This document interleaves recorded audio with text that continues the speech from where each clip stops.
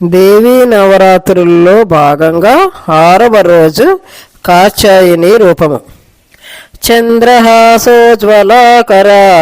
శార్దూల వరవాహన కాత్యాయని శుభం దజ్జ దేవి దానవఘాతిని. కాత్యాయన మహర్షి కుమార్తె కాత్యాయని దేవి.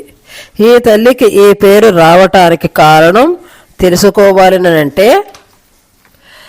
మహిషాసురుడిని సంహరించడం కోసం బ్రహ్మ విష్ణు మహేశ్వరుల తేజస్సులతో అవతరించిన జగదాంబను మొదటిసారిగా కాత్యాయన మహర్షి అర్చించారు. సింహవాహనాన్ని అధిరోహించి కుడివైపున ఉండే ఒక చెయ్యి అభయముద్రతోనూ మరొక చెయ్యి వరద ముద్రతోనూ ఉంటాయి. ఎడమవైపున ఉండే ఒక చేతితో ఖడ్గము మరొక చేతితో కమలము ఉంటాయి.